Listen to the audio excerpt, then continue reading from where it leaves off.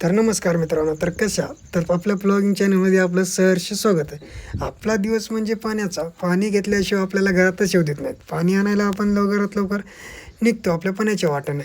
पाणी लवकर आणायचं आज आहे पोळा, म्हणून आज आपण लवकरच पाणी आणायवर जातो. पाणीचा इरीवर जातो, लगेच आपण इरीचं लूक दाखवतो तुम्हाला. आपली इर म्हणजे सगळ्यात भारी. पाणी ठेवून आम्ही दोघं भाऊ निघतो गावामध्ये. गावामध्ये जातो वेळेस आम्ही दोघं मस्त गप्पा मारत निघतो. मग आमच्या गावाचा हे रस्ता आहे मस्तपैकी चिखल आणि दगड, मस्त मस्त हिरवं वातावरणामध्ये आम्ही दोघं भाऊ निघतो. मग आपल्या येतो मंदिरामध्ये. मग मंदिरात येऊन आपण घेतो देवाचं दर्शन. देवाचं दर्शन घेते वेळेस देवाची घंटी होती.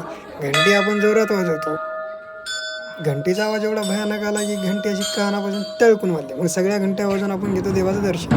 मग दर्शन घेऊन मस्तपैकी आपण घेतो देवा बसले शिरणी. शिरणी म्हणजे आपल्या लहानपणापासूनच आपण देवा बसलं काही सोडत नाही. मग आम्ही दोघं मित्र राहतो, मस्त दोघंही शिरणी उडकत बसतो.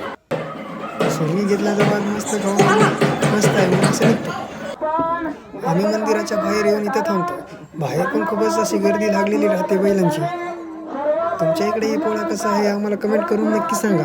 आमच्या इकडे तर आता बैलाच्या लग्नाला सुरुवात होते. मग त्या बैलांची तर मस्त बैलाच्या अंगावर अक्षता वगैरे सगळेजण टाकतात.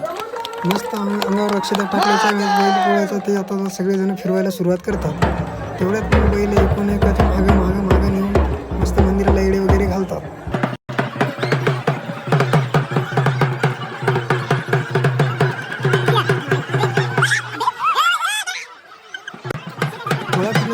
मेन कार्यक्रम. मग सगळे गावकरी मंडळी इथं सगळेजण जमतात. मग सगळ्यांच्या एकूण पाया जुन्या परंपरेने सगळ्यांच्या एकूण पाया पडतात.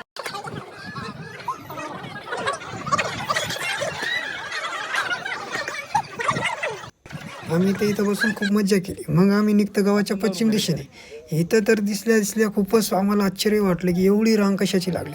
तरी इथं पण त्याच प्रकारच्या राम आणि पायापोळी परंपरेने खूपच मजा आली. इथं सगळ्यांच्या पाया पडून आपला ब्लॉग इथं समाप्त. ब्लॉग कसा वाटला नक्की कमेंट करून सांगा.